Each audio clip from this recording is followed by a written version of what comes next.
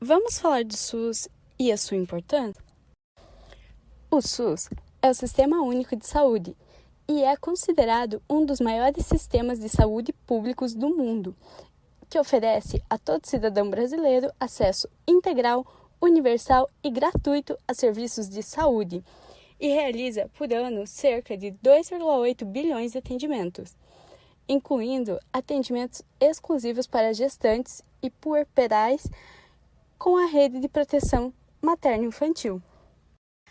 Atualmente, no Paraná, foi instituída a linha de cuidado materno-infantil, um conjunto de ações que visa garantir o acesso e a atenção integral e de qualidade às mulheres em seu período gravídico, puerperal e às crianças até 2 anos de vida na rede de atenção à saúde.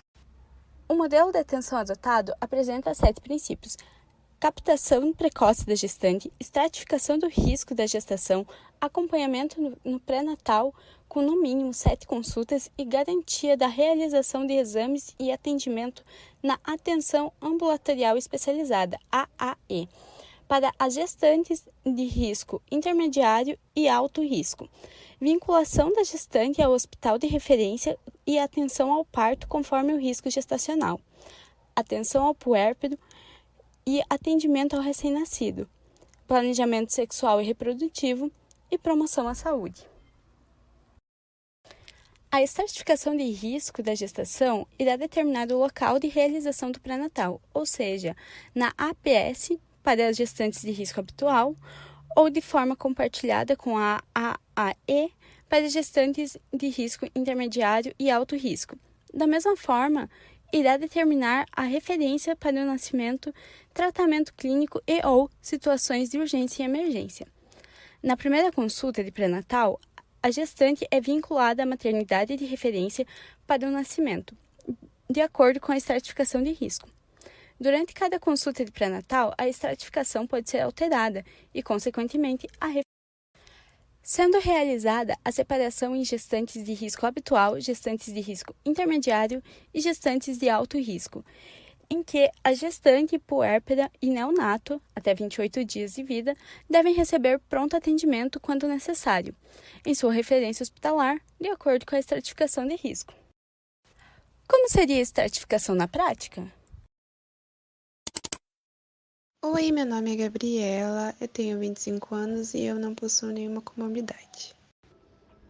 Oi, meu nome é Eugênia, tenho 50 anos e necessito de atenção devido à idade superior a 40 anos. Oi, meu nome é Maria, tenho 30 anos e estou em uma gravidez gemelar. Os locais para atendimento de risco habitual contam com uma equipe de atenção primária em saúde, unidade de saúde. Os de risco intermediário e alto risco, além da equipe de atenção primária à saúde, contam com uma equipe multiprofissional especializada, sendo Palotina referência hospitalar para risco habitual e risco intermediário da 20ª Regional de Saúde do Paraná, através do UPA Palotina, onde os pacientes de alto risco são encaminhados para o OESP em Toledo. Sendo assim, Gabriela, nesse primeiro momento, recebe a estratificação de risco habitual, Eugênia, risco intermediário, e Maria, alto risco. Como funciona o programa na prática?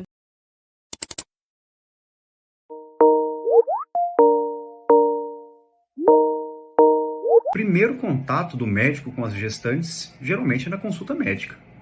As gestantes elas podem chegar de diversas formas no centro de saúde, na unidade básica, mas no geral o primeiro contato é quando ela tem a certeza que está grávida. Ela tem o exame positivo para a gravidez e aí a gente inicia o pré-natal. Aí se dá o primeiro contato. Mas esse primeiro contato não necessariamente é com o médico e não necessariamente é numa unidade básica de saúde. Essa gestante ela pode chegar numa emergência com uma dor lombar e lá fazer uma investigação e descobrir que está grávida. Ou então ela já tem a suspeita de que está grávida, chega no centro de saúde, não tem mais consulta com o médico naquele dia e ela passa por um atendimento com o enfermeiro, um profissional da enfermagem, e inicia então o pré-natal. Então, a minha primeira consulta com o médico foi o seguinte: eu primeiro passei por uma triagem que daí pediram um exame de sangue para confirmação, se eu realmente estava gestante. Eu já tinha esse exame em mãos, porque quando eu desconfiei, eu já fui e fiz o exame, daí que eu fui procurar o posto para ver como que funcionava.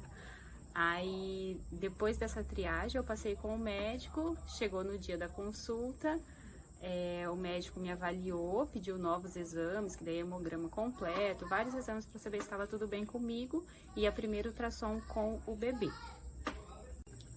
No meu pré-natal eu fui muito bem assistida, muito bem amparada, foram feitos vários exames, as ultrassons, exames de rotina. E uma coisa que me chamou muita atenção, diferente do SUS para o particular, é que no SUS o meu esposo também fez vários exames. Todo mês ele tinha acompanhamento e 3 vezes, eu acho que foi 3 vezes durante a gestação que ele tinha que fazer teste rápido para ver se ele tinha contraído alguma doença que ia passar para mim também, ia talvez chegar até acontecer alguma coisa com o bebê. Foram realizadas em média, eu acredito que umas 12 consultas, porque eu comecei a fazer o pré-natal em setembro, eu descobri que estava gestante finalzinho de agosto, em setembro eu já comecei a fazer o pré-natal. Meu bebê nasceu em abril, só que nos últimos 2 meses é feito um acompanhamento a cada 15 dias e teve vez também de eu ir a cada 1 semana. E eu também tive que fazer um acompanhamento fora da cidade. Eu fui bem tratada, eles ficaram todo momento cuidando do nenê, tanto de mim. Eu tive em torno, eu acho, umas 8, 9 consultas. Né? Por meio do exame físico, da anamnese, os exames complementares, a gente identifica ali quais são os fatores de risco, quais são os critérios que cada gestante apresenta para ser classificado como gestante, no geral, de baixo ou alto risco. Eu tive problema durante a gestação, de início eu tive enjoo, isso que é normal de toda gestante ter, e com 16 semanas eu tive diabetes gestacional. Fiz 3 exames para ser confirmado isso. Como que eu fui orientada? Tive que fazer o acompanhamento em casa, eu fazia 4 vezes no dia, eu tinha que fazer a medição da minha glicose, como que estava, e fiz também um exame de sangue. Nada era alterado na medição que eu fazia em casa. Porém, no exame de sangue, o normal de uma gestante é ser até 90, o meu dava 91, 92. Daí, por conta disso, eu fui diagnosticada, né, como uma gravidez de alto risco e o acompanhamento de alto risco é feito em Toledo. Aí lá eu passei pela nutricionista, pela psicóloga e também pela obstetra. A obstetra fez uma ultrassom, olhou todos os meus exames e ela pediu também para mim fazer um ecocardiograma fetal por conta da minha diabetes. E no mesmo dia já foi feito.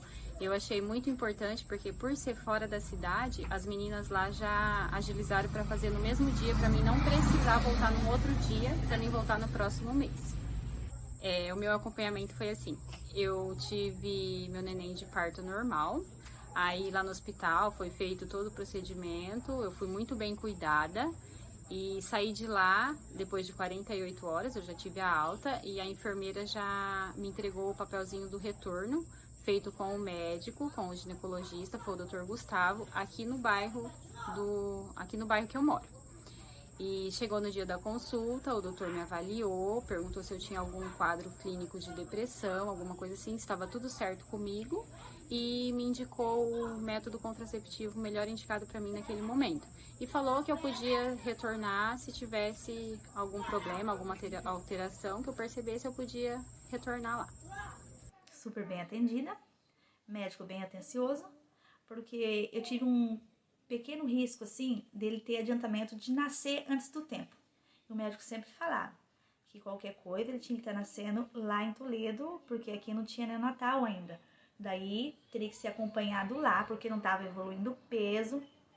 E mais assim, quando chegava no 8º mês, eu tive que fazer umas consultas com um cuidado especial de um médico, porque se o neném nascesse antes do tempo, teria que ser entubado, né? Porque ele não estava evoluindo o peso, ele não tinha todos os preparativos para nascer aqui, né? Mas graças a Deus, o neném acabou nascendo aqui em Palotina mesmo, não precisou, não tinha médico na hora que estava fora da cidade, o doutor Gustavo não estava, né? Aí tinha uma doutora Carol lá no PA, nesse momento, né? Que eu fiquei com medo, que não tinha médico para me atender, né? E para ela foi uma experiência incrível, que ela acabou fazendo o meu parto. E eu preocupada, porque o nenê tinha risco de ser internado.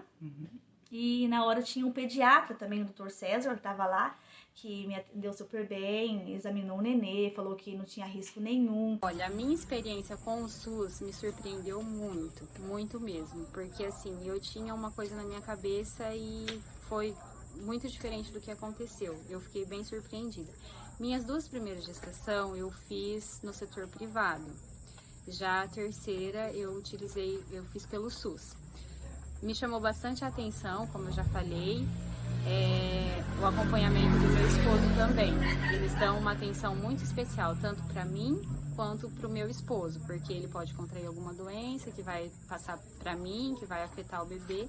Então, assim, eu fiquei muito feliz, porque desde o atendimento aqui no posto, a enfermeira, até o nascimento dele, que foi no hospital, ele nasceu com a doutora Marjorie, não foi com o doutor Gustavo, mas assim, eu fui muito bem atendida por ela também, e as enfermeiras lá. Então, eu fiquei muito feliz e sou muito grata pelo SUS.